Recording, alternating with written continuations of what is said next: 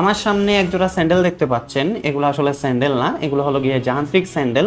কেন যান্ত্রিক স্যান্ডেল বলছি, কারণ এই স্যান্ডেলের মধ্যেই আমরা ছোট একটা সার্কিট বা ট্রান্সমিটার সেট করেছি, যেটা দিয়ে আসলে একজন হাতহীন ব্যক্তি এই রোবোটিক হাতটাকে কন্ট্রোল করতে পারবে। হাত না থাকা ব্যক্তি তার পাটা এখানের মধ্যে পড়বে, পড়ার পরে সে বুড়ো আঙ্গুলের মুভমেন্টের মাধ্যমে আসলে এই হাতটাকে কন্ট্রোল করতে পারবে।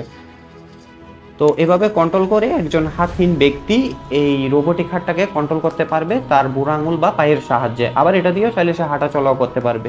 তো আপনারা দেখলেন যে এই স্যান্ডেলের মধ্যে আমরা কিছু ইলেকট্রিক ট্রান্সমিটার বা সার্কিট সেট করে দিয়েছি, সেটার সাহায্যে এই স্যান্ডেল থেকে একটা ট্রান্সমিটার বা সিগন্যাল এই রোবোটিক হাতের মধ্যে আসে, সেটা দিয়েই একজন হাতহীন ব্যক্তি এই রোবোটিক হাতটাকে কন্ট্রোল করতে পারবেন।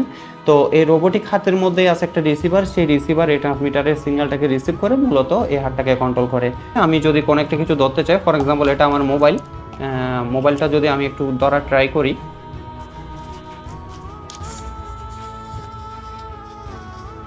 তো আপনারা দেখতে পাচ্ছেন এটা কিন্তু মোবাইলটাকে ধরলো। আবার মোবাইলটাকে আমি ছেড়ে দেওয়ার ট্রাই করি, তো ছেড়ে দিল।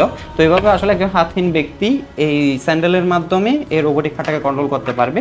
আর এই স্যান্ডেলটার ব্যাটারি চার্জ করার কোনো প্রয়োজন নেই, কারণ এই ব্যাটারি যেটা দেওয়া আছে এটা মিনিমাম 1 থেকে 2 বছর এইভাবে আসলে কন্টিনিউসলি চলতে থাকবে, কোনো চার্জ করার প্রয়োজন হয় না।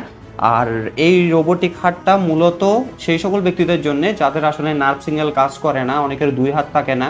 অনেক সময় দেখা যায় আমরা নার্ভ টেস্ট করার সময় অনেক ব্যক্তির ইএমজি সিগন্যালটা পাওয়া যায় না, কারণ তাদের ইলেকট্রিক শকের কারণে তাদের হাতটা কেটে ফেলতে হয় এবং তাদের যে নার্ভগুলা থাকে সেগুলো আসলে ড্যামেজ হয়ে যায়, মাসেল আর নার্ভগুলা।